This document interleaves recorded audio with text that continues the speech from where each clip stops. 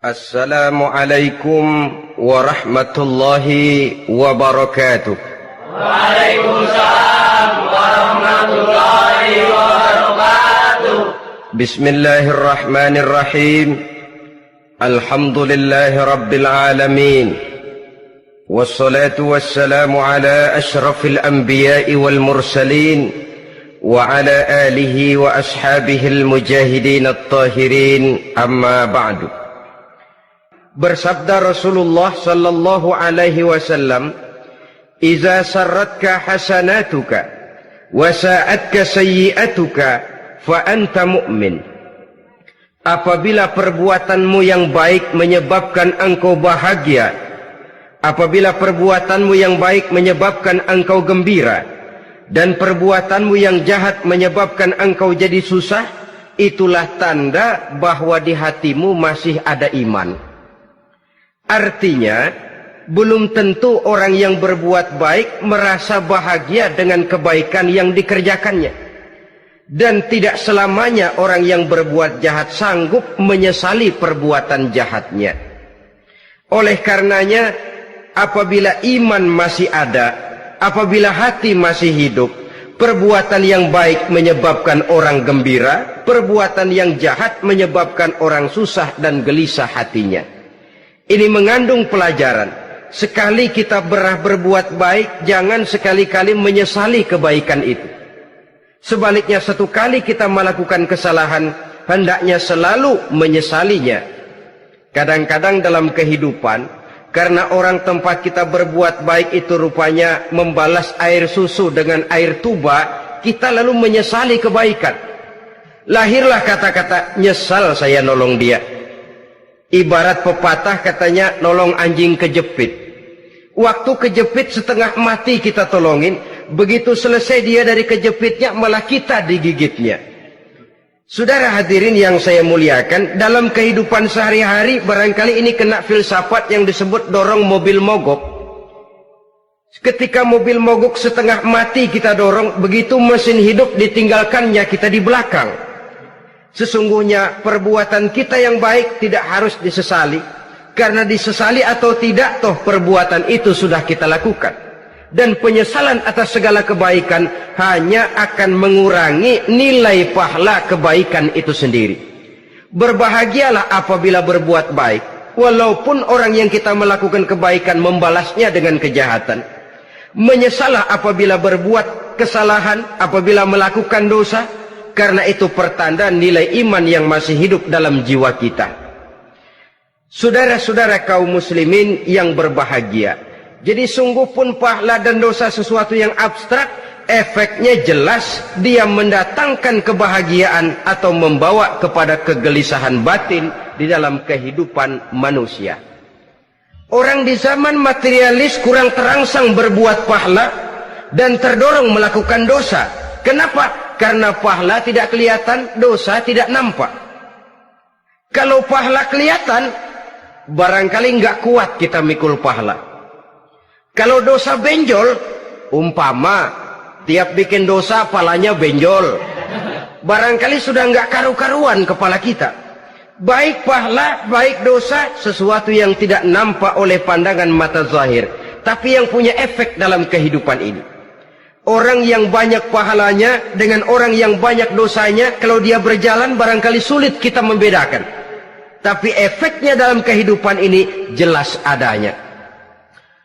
Sesuatu yang bernama pahala kita perlukan, karena hidup tidak berhenti hingga di sini. Sesuatu yang bernama dosa harus kita hindarkan, karena ada kelanjutan sesudah hidup yang sekarang ini. Kehidupan dari satu pertanggungan jawab.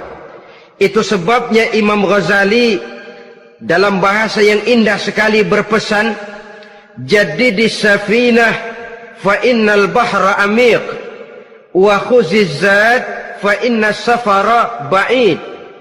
Perbarui selalu kapalmu, rawat, jaga baik-baik, dandani kapalmu, fa innal bahra amiq, karena sesungguhnya lautan ini sangat dalam.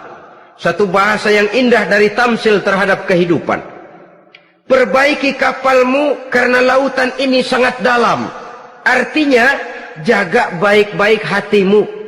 pelihara iman dan keyakinanmu, karena hidup ini bagaikan gelombang lautan.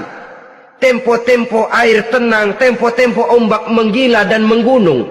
Jaga iman baik-baik karena hidup penuh dengan cobaan dan ujian. Itu maksudnya. Wa khuziz zad fa inna safara ba'id. Dan bawa bekal yang banyak karena perjalanan hidup ini sangat panjang. Perjalanan ini sangat jauh. Kita kalau pergi keluar kota tentu saja membawa bekal. Makin jauh kota yang akan kita tuju, makin banyak bekal yang harus kita bawa. Alangkah sengsaranya manusia apabila dia akan pergi ke satu kota yang jauh, modalnya cuma nekat. Bagaimana nanti di sana sajalah. Tidak membawa bekal sebagaimana yang sewajarnya. Hal yang semacam ini senangnya sih belum tentu, keblangsak dan susahnya sudah kebayang. Itu dalam kehidupan di dunia ini. Bagaimana kalau sudah bicara tentang kehidupan yang akan datang? Karena sesungguhnya hidup ini merupakan satu perjalanan yang sangat panjang. Sejak kita tinggal di alam arwah, pada saat jasad belum lagi diciptakan Allah, ruh sudah diciptakannya lebih dahulu. Sampai kemudian kita pindah ke alam rahim, alam kandungan ibu.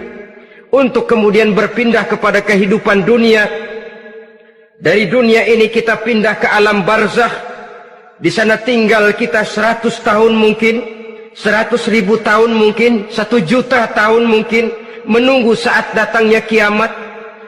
Lalu dari alam barzakh pindah kita ke alam akhirat. Satu perjalanan yang sangat panjang. Alangkah malangnya, alangkah sengsaranya jika tahu kita begitu panjangnya perjalanan hidup ini, tidak ada bekal yang kita bawa. Artinya kesengsaraan, kesulitan yang bertali-tali sudah jelas akan menimpa kita.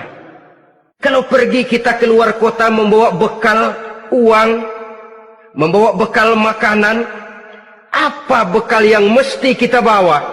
Apabila kita kembali ke alam barzakh, kembali ke alam kubur, berkumpul di padang mahsyar di akhirat nanti, nasi yang mau kita bawa, uang yang mau kita bawa, tentu tidak lagi. Karena kehidupan materialis selesai di atas liang lahat. Bila masuk kita ke liang lahat, disitulah pahala dan dosa memegang peranan yang sangat penting. Maka pada pertemuan malam ini kita akan bicara tentang pahala dan dosa itu. Saudara-saudara kaum muslimin rahimakumullah, yang dinamakan pahala, kata Imam Ali Al-Jurjani dalam kitab At-Ta'rifatnya, ma yastahiqqu bihi ar-rahmatu wal maghfiratu minallahi ta'ala. Sesuatu yang pelaksananya berhak untuk mendapat rahmah dan ampunan dari Allah. Dengan kata lain, nilai pahala adalah akibat dari perbuatan-perbuatan di dalam melaksanakan perintah dan anjuran yang ada di dalam kehidupan agama. Apabila perintah dan anjuran kita laksanakan, nilai pahala itu lalu datang. Nah, nilai pahala dalam Islam, menurut konsepsi Quran, Allah menjelaskan, man jaa bil hasanati falahu asyru amsalihha. Barang siapa yang datang membawa satu kebajikan, barang siapa yang melaksanakan satu kebaikan, maka dia akan mendapat balasan 10 kali dari kebaikan yang dikerjakannya. 10 kali ini pun masih dilipat gandakan dengan 7. 7 ini pun masih dikalikan 100. Dan itu pun masih ditambah dengan pernyataan wallahu yudha'ifu liman yasha. Allah masih akan melipat gandakan perbuatan baik seseorang yang dikehendakinya. Itulah nikmatnya dalam Islam. Tetapi sebaliknya, wa man jaa'a bisayyi'ati fala yujza illa mislaha. Barang siapa yang melakukan satu kejahatan, dia tidak akan mendapat balasan kecuali sesuai dengan kejahatan yang dikerjakannya. Alangkah rahman dan rahimnya Allah. Orang yang berbuat baik dibalas 10, dikali 7, dikali 100, masih dilipat gandakan pula. Tapi orang yang berbuat jahat tidak akan mendapat balasan kecuali sesuai dengan kejahatan yang dikerjakannya. Ini kan beda dengan sifat kita manusia. Kita ini kadang-kadang kalau dijitak membalasnya mukul. Tapi kalau orang berbuat baik kepada kita, kita enggan untuk berbuat baik kepada orang tadi. Allah tidak mengajarkan begitu. Satu kebaikan berbalas 10. Satu kejahatan berbalas dengan satu kejahatan. Maha Rahman dan Rahim Allah. Bahkan dalam Islam, niat berbuat baik saja mendapat pahala. Sedangkan niat berbuat jahat belum ditulis merupakan satu dosa sampai kejahatan itu dikerjakan oleh orang yang niat tadi. Umpamanya, saudara niat nanti malam giliran pengajian saya mau hadir di majelis taklim. Pas datang waktu malam hujan turun sangat lebat. Saudara berhalangan datang ke majelis taklim, saudara sudah mendapat pahala niat. Tapi saudara niat, nanti malam kalau turun hujan, saya mau bongkar rumahnya si fulan, saya mau curi seluruh harta bendanya. Ternyata malam saudara tidak mengerjakan perbuatan itu belum ditulis dosa sampai perbuatan itu benar-benar dikerjakan. Tapi lalu jangan macam-macam. Kalau begitu niat aja yang baik, biar nggak usah dikerjain. Niat aja pengen ngaji walaupun tidak ada niatan untuk ngaji. Allah lebih tahu tentang apa yang terdetik di dalam hati sanubari kita. Itulah sebabnya sangat dianjurkan orang untuk melakukan segala macam kebajikan, dan dianjurkan orang menjauhkan segala macam bentuk kejahatan, karena dia akan berefek melahirkan dosa dan pahala. Dosa dan pahala itulah alat untuk memperoleh kebahagiaan di alam kubur, di padang mahsyar, sampai di akhirat nanti. Di dunia ini mungkin segalanya bisa kita beli dengan yang namanya uang. Keamanan kita bisa menyewa petugas untuk menjaga rumah kita. Kendaraan yang mewah bisa kita beli. Udara yang sejuk bisa kita ciptakan. Siapa banyak uang dia raja. Mungkin itu di dunia. Tapi bisa apa uang kalau kita sudah masuk ke alam kubur? Bisakah munkar nakir kita sogok? Udah karkir, jangan nanya nih, cepet. Bisakah malaikat azab menyingkir dengan uang semir? Ternyata tidak. Untuk memperoleh kebahagiaan di sana, nilai pahala. Kesengsaraan akan kita dapat kalau kita banyak menumpuk dosa. Oleh karena itu jangan beranggapan pahala nggak kelihatan, dosa juga nggak kelihatan, biarin saja. Yang tidak kelihatan ini pada waktunya akan memegang peranan yang sangat penting. Tapi tidak cuma untuk menghadapi hidup di situ kita lalu harus berbuat baik dan meninggalkan yang jahat, terutama juga di dunia ini. Toh pepatah bilang gajah mati meninggalkan gading, harimau mati meninggalkan belang. Apa yang akan kita tinggalkan setelah kita mati? Kita ingin jasad kita boleh hancur terkubur tanah, tapi nama kita ingin hidup terus, dikenang orang 100, 1000, bahkan 1.000.000 tahun yang akan datang. Ditulis orang dengan tinta emas dalam sejarah, tercatat kita sebagai orang baik-baik. Saudara-saudara kaum muslimin rahimakumullah. Lalu perbuatan apa yang bisa mendatangkan pahala itu?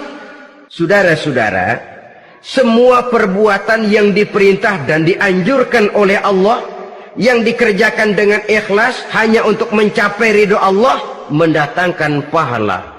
Kadang-kadang menurut pendapat kita remeh, tapi nilainya di sisi Allah besar. Itu pahala. Menghitung pahala itu hak prerogatif Allah. Perbuatan yang ringan Allah mau berikan ganjaran yang besar, itu urusan Allah. Misalnya, kata Nabi, la tahkiranna minal ma'rufi syai'an. Jangan kamu menganggap remeh perbuatan baik walaupun kecil. Jangan merasa sulit melakukan perbuatan yang mengandung pahala. Bertemu dengan teman, muka kita cerah, berpahala.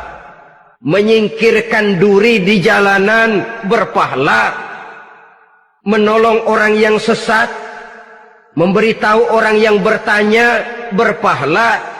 Tidak sulit kalau kita mau.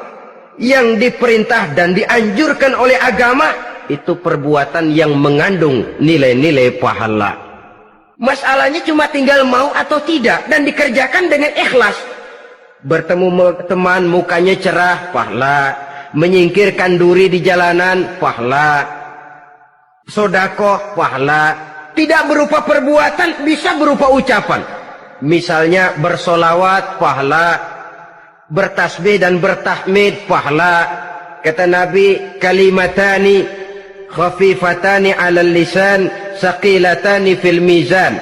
Ada dua kalimat yang enteng di lidah tapi berat di timbangan akhirat nanti. Apa itu? Subhanallah walhamdulillah. Itu kan amalan yang ringan, perbuatan yang mudah saja, tapi nilainya demikian besar dalam pandangan Allah. Jadi pendeknya, perbuatan yang bernilai pahala adalah perintah dan anjuran agama yang dilaksanakan dengan ikhlas semata-mata untuk mencapai ridho Allah, itu mengandung pahala. Niat dasarnya itu harus karena Allah, landasannya harus karena ikhlas. Bukan cuma sekedar basa-basi, tidak karena ingin dipuji orang, tidak karena mengharap tanda jasa, tapi ikhlas semata-mata. Dari perbuatan yang paling kecil dan mudah sekali sampai kepada amalan-amalan yang besar dan memerlukan biaya yang besar, seperti melaksanakan ibadah haji, seperti jihad fi sabilillah, membangun masjid, membangun pondok-pondok pesantren, membangun pusat-pusat kesehatan, membangun jalan-jalan umum, termasuk menjaga keamanan. Jangan dikira loh, siskamling umpamanya, menjaga keamanan kampung tidak berpahala. Kalau diniatkan ibadah, menjaga ketenangan warga supaya mereka tekun ibadah, ikhlas karena Allah, itu juga bernilai ibadah. Keluar kita dari rumah, pergi pagi, pulang sore, peras keringat, banting tulang cari nafkah buat menghidupi anak istri kita. Kalau diniatkan ibadah, melaksanakan kewajiban sebagai kepala rumah tangga, membantu orang tua sebagai anak, itu juga perbuatan-perbuatan yang mengandung pahala.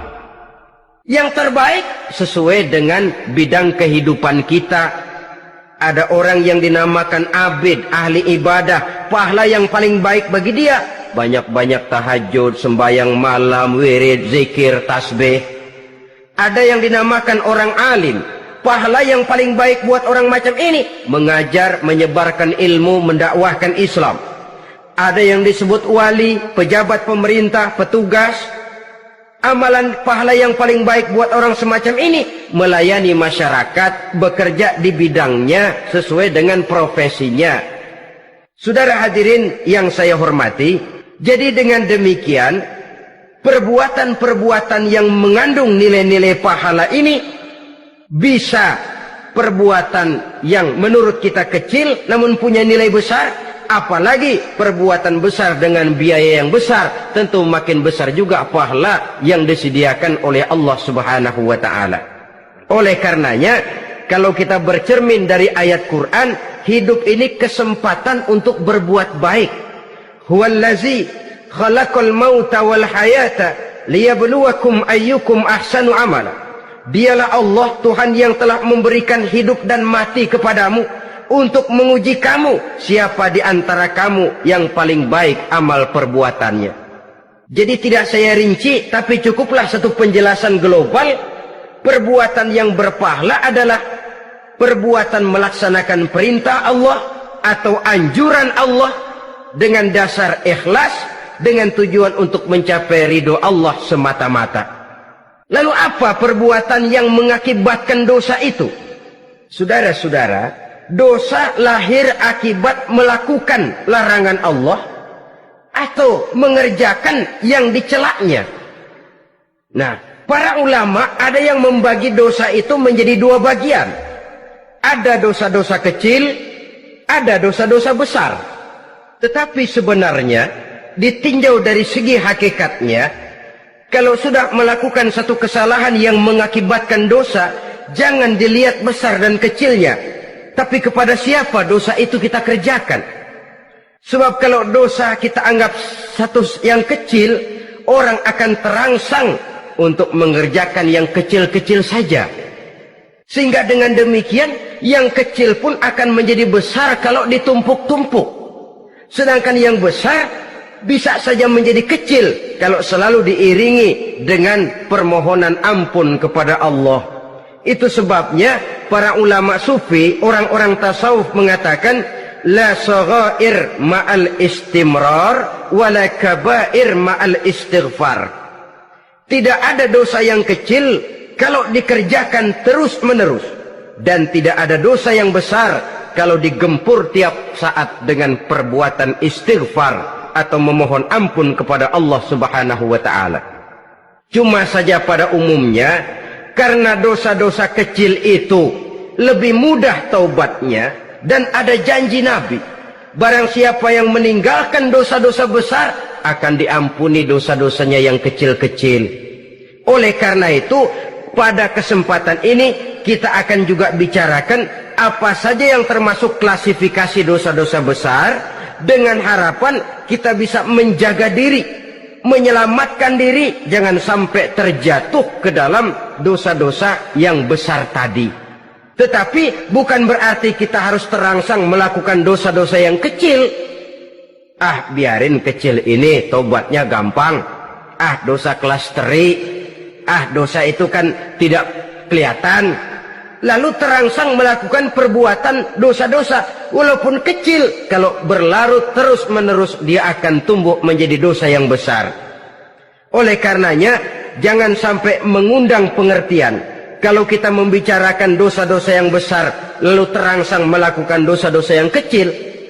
Karena bagaimanapun juga dosa kecil dan dosa besar sama dalam arti kepada Allah kita melakukan kesalahan.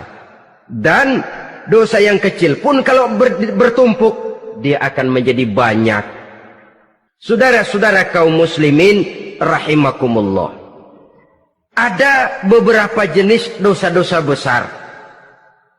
Jenis yang pertama, asyirku billah, syirik atau menyekutukan Allah.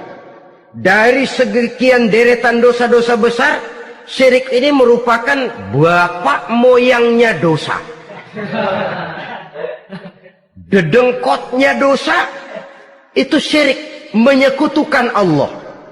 Bahkan dosa yang lain Allah masih mau mengampuni, tapi kalau sudah syirik, menyekutukan Allah, itu sudah satu dosa yang tidak berampun sama sekali. Oleh karena itu tepat pesan Imam Ghazali tadi, jadi di safinah fa innal bahra amik, jaga iman, pelihara akidah, dandani kapal. Karena hidup ini gelombang lautan sangat dalam, hidup banyak cobaan.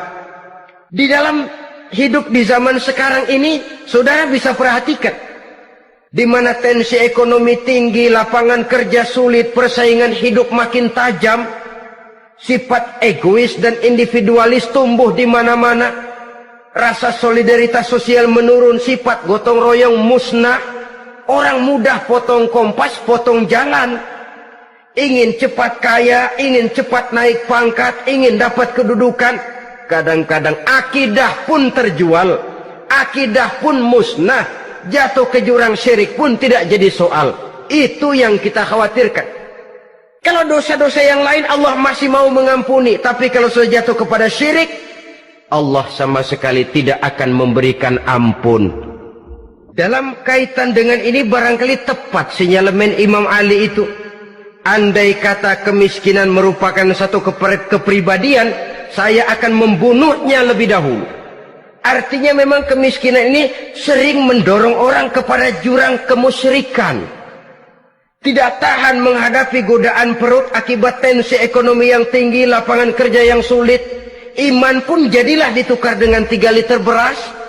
Akidah pun jadilah dibarter dengan 3 bungkus supermi, dengan pakaian bekas, dengan obat-obatan.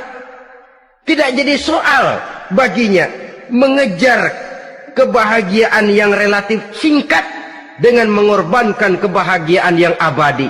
Persis ibarat pepatah, nyari jarum kampak hilang. Mencari sesuatu yang kecil, yang besar jadi sia-sia. Membela perut, mengorbankan akidah. Na'udzubillah summa na'udzubillah. Saudara-saudara kaum muslimin rahimakumullah. Ini fakta. Ini kenyataan. Dan hal semacam ini tidak bisa diatasi cuma dengan ceramah, simposium, diskusi, seminar. Apalagi Nabi berpesan, solahu ummati bil ilmi wal mal. Umatku hanya bisa menjadi baik akidahnya dengan ilmu dan harta. Itu bahasa Nabi. Kalau bahasa kita sekarang, dengan ekonomi dan pendidikan. Ilmu, pendidikan, ekonomi, harta. Tanpa itu sangat besar kemungkinan kita bisa menjual akidah terjerumus di lembah kemusyrikan. Maka terutama kepada saudara-saudara saya, muslimin yang terpencil jauh dari kota-kota besar, yang kadang dalam kehidupan seharinya imannya sering digoda oleh supermi, akidahnya sering ditantang oleh pembagian beras, pakaian-pakaian bekas, obat-obatan dan sebagainya. Jaga dan bentengi akidah kita. Lebih baik nyawa berpisah dari badan, asal iman jangan berpisah dari hati. Kepada adik-adik saya para remaja, para pemuda di kota-kota besar, yang iman dan akidahnya sering ditantang dengan minuman-minuman keras, fasilitas-fasilitas yang menghanyutkan, yang secara terarah dan praktis sedikit demi sedikit menggiring kita untuk keluar dari nilai-nilai akidah. Hati-hati, jaga baik-baik, sebab intan paling mahal, mutiara paling berharga, tidak lain nilai iman ini. Tergelincir kita daripadanya, jatuh ke lembah kemusyrikan, jatuh ke satu dosa yang teramat besar, yang Allah tidak akan pernah memberikan ampun lagi. Ini dosa besar yang pertama. Yang kedua, qatlun nafsi illa bilhaq. Membunuh orang tanpa alasan yang benar. Di zaman kesulitan ekonomi kadang-kadang orang mudah nekat. Tengok saja, kadang-kadang karena pasal uang 100-200 perak saja nyawa bisa melayang. Kadang-kadang karena urusan yang remeh, salah omong, salah ambil, salah ucap, salah pegang, nyawa bisa jadi melayang. Alangkah murahnya nyawa, seakan-akan kita yang punya. Padahal nyawa itu hak milik Allah. Tidak pantas kita merampasnya, tidak pantas kita menghilangkannya dari jasad seseorang. Oleh karenanya, membunuh orang merupakan satu dosa yang sangat besar. Jangankan kepada orang yang seakidah, orang yang lain akidah saja pun, kalau dia hidup berdamai, rukun, berdampingan, kita harus melindungi. Apatah lagi teman seakidah sendiri. Saudara-saudara kaum muslimin rahimakumullah. Pantas kalau Nabi menyatakan, apabila dua orang Islam sudah saling berkelahi, berbunuh-bunuhan, al-qatil wal maqtul finnar. Yang membunuh dan yang dibunuh, dua-duanya sama-sama masuk neraka. Sahabat heran, ya Rasul, kalau yang membunuh masuk neraka sih wajar, tapi yang terbunuh kok neraka juga, kenapa? Kata Rasul, sebenarnya dia juga cuma sudah niat untuk membunuh, cuma keduluan saja. Andai kata dia tidak terbunuh, tentu dia yang akan membunuh. Saudara-saudara kaum muslimin rahimakumullah, Islam sesuai dengan namanya adalah agama damai. Kita tidak boleh mencari-cari musuh, walaupun tidak boleh lari kalau bertemu musuh. Oleh karenanya, pantang seorang muslim menimbulkan benih keonaran menjadi biang kerok buat lingkungannya. Sesuai dengan namanya, seorang muslim adalah seorang yang dalam hidup senantiasa berusaha menebarkan salam, menebarkan kedamaian, ketenangan dan ketentraman. Dengan prinsip, musuh jangan dicari, bertemu pun jangan lari. Yang ketiga, termasuk dalam kelompok dosa besar ini, syurbul khamr, meminum minuman keras. Termasuk di dalam kata khamr ini ganja, morfin, narkotik. Sebab apa? Jenis minuman semacam itu tidak hanya merusak keadaan sekarang, tapi sekaligus merusak kehidupan yang akan datang. Kalau itu jatuh di tangan generasi muda, artinya kan merusak kehidupan masa depan daripada suatu bangsa. Karena apa? Remaja dan pemuda merupakan bentuk miniatur daripada kehidupan bangsa. Akan bagaimana warna umat Islam di Indonesia, bahkan akan bagaimana warna Indonesia 30, 40, 50 tahun yang akan datang, remaja sekarang jawabannya. Kalau remaja kita sekarang ini kerjanya cuma bisa nyekek botol, insya Allah bangsa Indonesia 30-40 tahun yang akan datang akan tumbuh menjadi bangsa teler. Tidak banyak yang bisa kita harapkan. Remaja adalah gambaran masa depan dari satu bangsa, dari satu umat. Dan remaja itu di dalam dirinya secara fitrah terkumpul semua bakat, terdapat semua kemungkinan. Kita ini lahir membawa sifat pemimpin, tapi juga membawa sifat pengacau. Kita ini ada bakat jadi orang jujur, ada bakat jadi pengkhianat. Kita ini ada bakat menjadi orang baik-baik, kita juga punya bakat jadi biang kerok. Kita kemungkinan bisa jadi pemimpin bangsa, tapi juga bisa menjadi pemimpin bangsat. Nanti lingkungan dan pendidikan akan menumbuhkan, membentuk mana yang tumbuh lebih subur. Kalau lingkungan dan pendidikannya lebih banyak bercerita tentang kejujuran, maka nilai kejujuran yang akan tumbuh lebih banyak dalam jiwanya. Dan insya Allah diharapkan dia akan menjadi manusia yang jujur di kelak kemudian hari nanti. Dan masalah minuman keras ini sebenarnya berkait. Kita tidak bisa cuma menyalahkan remaja saja, menyalahkan pemuda saja. Karena bagaimanapun masalahnya kompleks. Menghancurkan sesuatu tanpa melihat kausalnya, tanpa melihat sebab akibatnya, kan sama juga bohong. Kemungkinan karena broken home, kemungkinan karena pergaulan, kemungkinan karena kurang perhatian orang tua, kemungkinan karena akibat bacaan, tontonan, atau fasilitas berupa dibukanya pabrik-pabrik minuman keras, dijualnya minuman-minuman keras, di warung-warung yang remang-remang, yang memberikan kenikmatan, kebahagiaan dan kebanggaan tersendiri, sehingga akhirnya orang terangsang untuk datang dan minum di sana. Pada dasarnya memang sepele, cuman minum, nggak ngerugiin orang lain kan? Iya, pada waktu minum. Tapi dikala sudah mabuk, out of control, apapun bisa kita lakukan. Yang kita ucapkan kita tidak sadari lagi, yang kita kerjakan tidak kita sadari lagi. Dikala itu segala macam kejahatan bukan sesuatu yang tidak mungkin untuk kita laksanakan. Nggak ngerugiin orang lain, memang pada saat mau minum. Tapi begitu minum, mabuk, kita bisa merugikan orang lain. Setidaknya merugikan diri sendiri. Pertumbuhan IQ menjadi lemah, semangat kehidupan hilang, gairah kerja menurun, kalau tidak ada sama sekali. Lalu apa yang bisa kita lakukan di dalam kehidupan?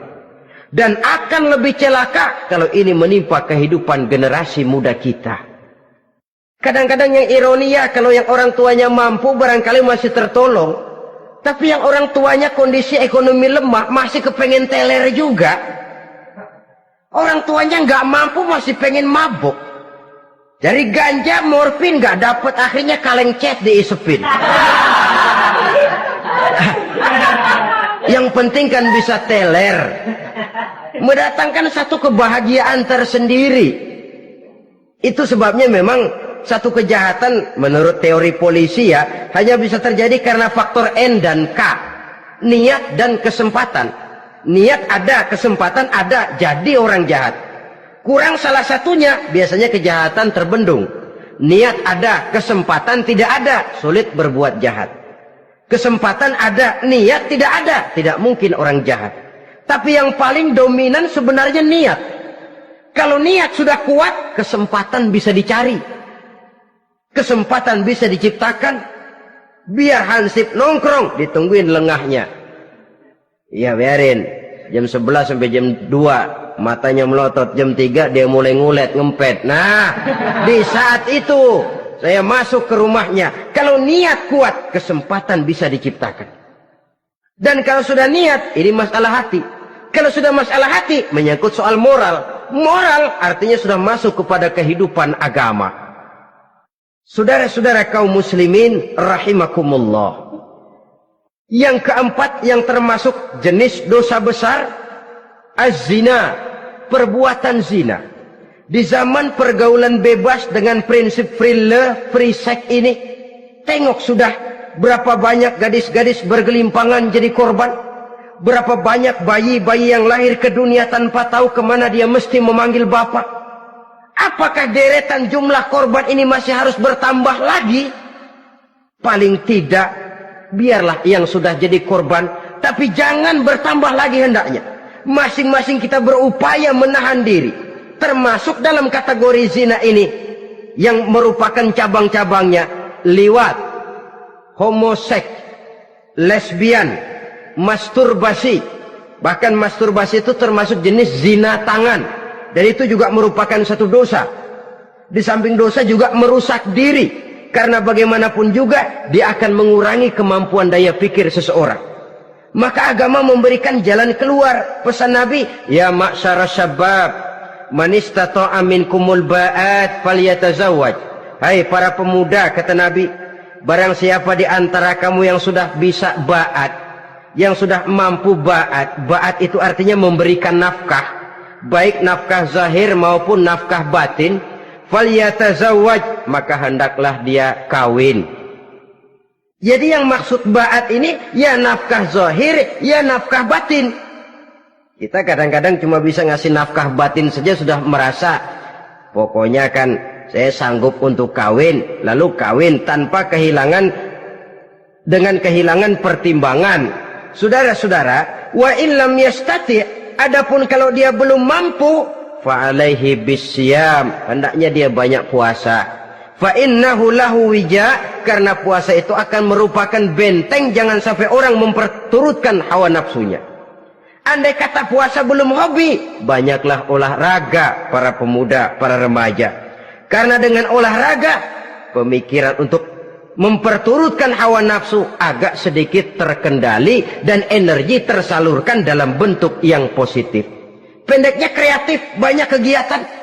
Ini pesan Imam Syafi'i tepat itu. Kata beliau, inni ra'aitu wuqufal ma'i yufsiduh in sala taba wa illam yajri lam yatib. Aku melihat air kalau diam rusak, tapi kalau dia mengalir jernih. Air kalau ngendap nggak ngalir, nyamuk nyarang di situ, bisa jadi sumber penyakit. Manusia hidup begitu. Kalau nggak punya kegiatan, nggak kreatif, kerjanya cuma ndelohom, ayem-ayem, akhirnya jadi ngerusak. Ngomongin orang, si Ano ngapa? Ano. Kebangetan nggak ngapa-ngapain, orang aja dipontenin. Orang diomongin, lahirlah namimah, lahirlah ghibah. Saudara-saudara, air itu kalau ngendap ada aja yang nyarang.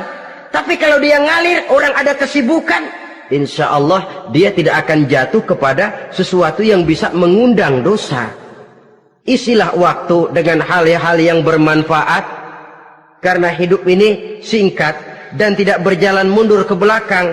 Mundur hancur, berhenti diinjak orang. Sekali melangkah, jangan surut mundur ke belakang. Homoseks, terlepas dari penyakit kejiwaan.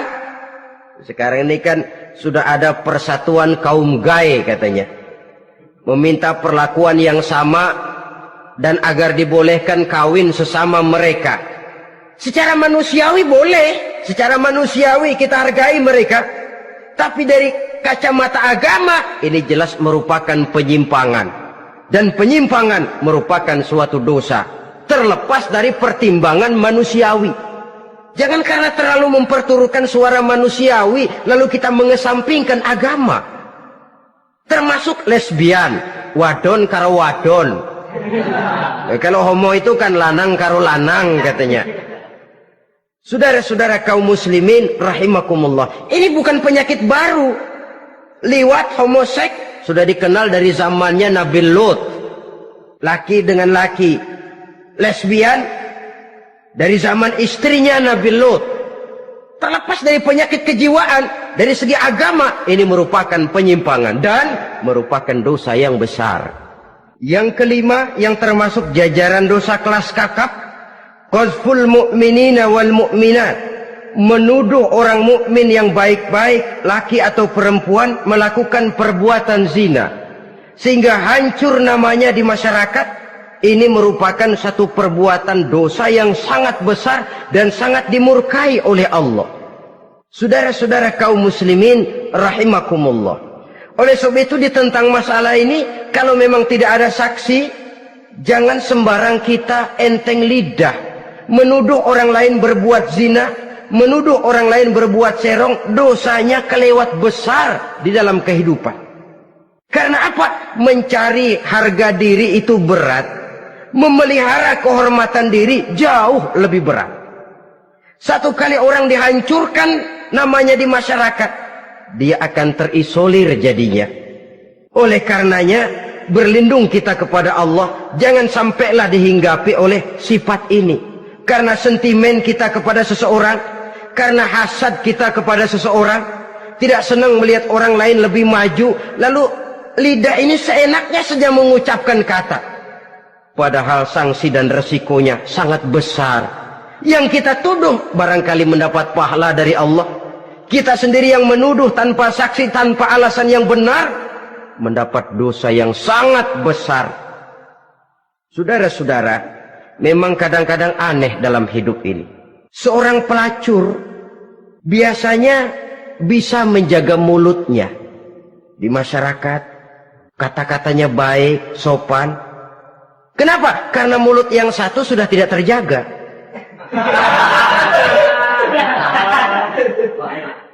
Kita kadang-kadang kehormatan bisa kita jaga, tapi mulut tidak terkontrol. Ngomong saenake dewe, bikin orang mangkel, kesal, fitnah sana, fitnah sini, menghancurkan nama baik orang, ngomongin yang macam-macam. Bagai-bagai macamlah caranya. Saudara-saudara kaum muslimin yang berbahagia. Jadi dengan demikian, menuduh orang lain berbuat zina, sedangkan orang itu tidak pernah melakukannya, ini termasuk satu dosa yang sangat besar di dalam kehidupan ini. Yang keenam, al-'aqu bil walidain, durhaka kepada ibu bapak. Seorang anak, bagaimanapun banyak nilai ibadahnya, banyak kebaikan di masyarakat, menyandang berbagai macam gelar, pangkat dan jabatannya tinggi, tapi kalau sudah durhaka kepada kedua orang tuanya, alamat hidup tidak lagi membawa keberkahan. Dan itu dosa yang sangat besar. Sampai Nabi sabdakan, ridho Allah ada di dalam keridhaan ibu bapak, murka Allah pun ada di dalam kemurkaan ibu dan bapak. Walaupun belum tentu setiap kita orang tua, tapi yang jelas setiap kita adalah anak, dan setiap anak punya ibu dan bapak. Jangan sampai kacang lupa kepada kulitnya.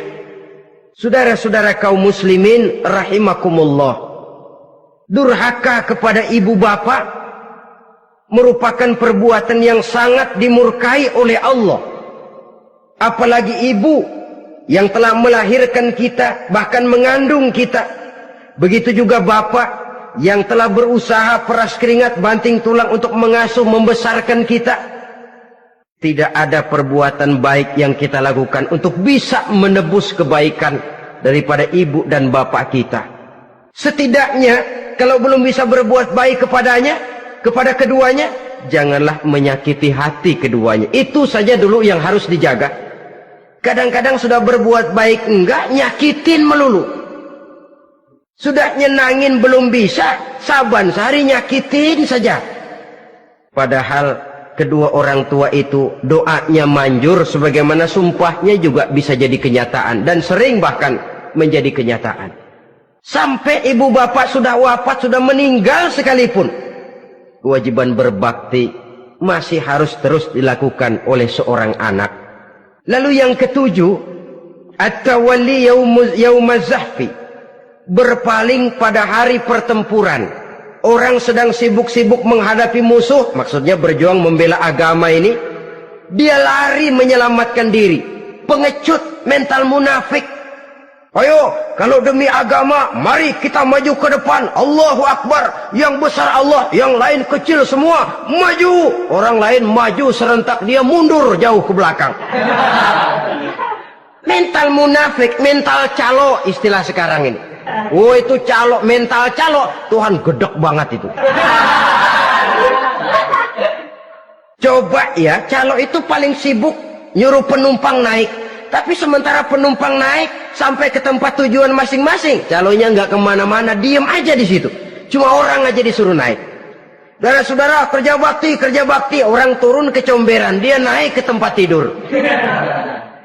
Mundur di hari pertempuran, menyebabkan orang lain gugur, dia sendiri menyelamatkan diri. Mental pengecut, mental munafik, itu merupakan dosa yang sangat besar.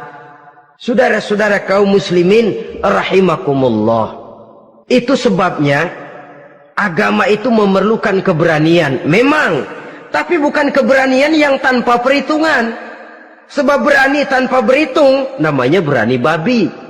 Kita berani kalau benar, kita harus takut kalau salah. Jangan dibalik. Salah berani, nekat namanya. Benar takut, pengecut namanya. Orang yang pengecut adalah orang yang takut membela kebenaran. Orang yang nekat sesungguhnya udah salah nggak malu lagi. Udah salah nekat lagi. Merasa rugi berbuat kebaikan, puas kalau berbuat kejahatan.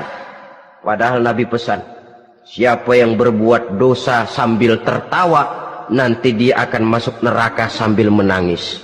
Karena itu dipesan pula di dunia ini, sering-seringlah mencuci mukamu dengan air mata taubat. Cuci lidahmu dengan zikir kepada Allah. Bersihkan hatimu dengan air ikhlas. Saudara-saudara kaum muslimin rahimakumullah. Kan ada toh orang berbuat baik nggak gembira, tapi berbuat jahat malah puas. Atau sama saja orang lain berbuat baik, hatinya kesel. Orang lain berbuat jahat, dia malah mendukung. Atau orang lain tergelincir berbuat jahat, dia malah girang. Ini kan tidak objektif. Karena yang berbuat baik, orang yang dia keselin, dia nggak seneng. Tetapi karena yang berbuat jahat, orang yang dia senengin, dibenerin juga. Itu nggak objektif namanya. Mundur di hari pertempuran pada saat saudara-saudara kita sedang menghadapi musuh, sikap pengecut yang sangat dibenci Allah. Yang kedelapan, termasuk kelompok dosa besar, aklu malil yatim, makan harta anak yatim. Kadang-kadang ada orang mengeksploitir loh nasib anak-anak yatim. Karena biasanya para dermawan peka kalau mendengar nasib yatim, memberikan santunan. Si yatim belum makan, yang ngurusin udah pada kenyang. Mengeksploitir, memakan harta anak yatim termasuk dosa yang sangat besar.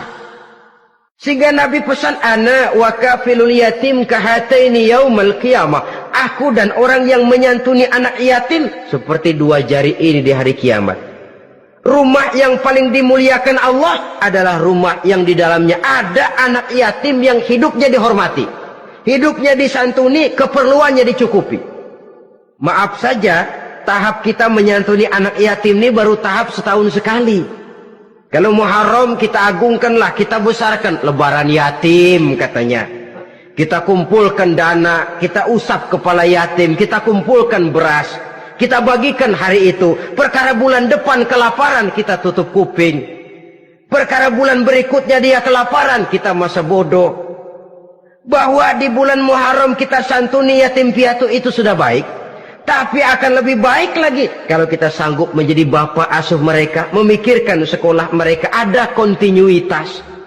Kalau mereka diasuh oleh orang lain, lalu bertukar agamanya, berpindah akidahnya, kita ngomel habis-habisan. Tapi kita ada kemampuan, kita tidak mau berbuat semacam itu. Ya sama juga bohong namanya. Saudara-saudara kaum muslimin rahimakumullah. Orang yang menyantuni yatim mendapat pahala besar. Tapi orang yang mengkorup harta anak yatim, dosanya juga sangat besar. Berhati-hatilah kalau kita diberikan kepercayaan oleh masyarakat untuk mengurus anak-anak yatim. Karena pahalanya besar, resikonya juga besar. Yang kesembilan, syahadatuz zur, sumpah palsu. Sebab sumpah palsu ini menggunakan nama Allah untuk sesuatu yang tidak benar. Nama kita saja dibawa untuk yang tidak benar, kita jengkel. Nama kita dipalsukan untuk sesuatu yang tidak baik, kita kadang-kadang jengkel, tidak puas jengkel, menuntut melalui saluran hukum. Kenapa? Nama saya dicatut. Bagaimana lagi kalau nama Allah kita pakai untuk bersumpah, sumpahnya palsu, menguntungkan kita, merugikan orang lain, Allah murka betul. Maka sumpah palsu termasuk deretan dosa-dosa besar. Apalagi yang ke-10, aklur riba, makan riba alias renten. Ini kan yang cepat mendatangkan uang. Kadang-kadang kalau yang bikin riba itu orang awam barangkali, ya masih kita maklumin. Kadang-kadang penyakit ini datang menimpa mereka juga yang kita kenal kebaikannya. Bahkan suka datang ke musola, rajin ke masjid. Kadang-kadang riba masih dimakannya. Karena cara cari duit paling enak. Duit utuh, tambahnya terus masuk. Na'udzubillah summa na'udzubillah. Itu yang diibaratkan dalam perjalanan Mi'raj. Waktu Nabi diperlihatkan neraka. Orang perutnya sebesar rumah, dililit ular. Diseret-seret itu hancur perutnya. Dibulatkan lagi, diseret lagi, hancur lagi. Dibulatkan lagi, terus menerus begitu. Dia berteriak, mengerang, mengeluh, mengadu kesakitan. Nabi tanya, itu apa Jibril? Itu contoh dari umatmu yang suka makan riba Muhammad, makan renten. Saudara-saudara, ini kan mencekik leher orang. Orang sedang kesulitan, kelihatannya sih baik, menolong, tapi di belakang menolong itu nyekek. Di belakang nolong itu nyekek. Dan nyekek itu sebenarnya tujuan utamanya.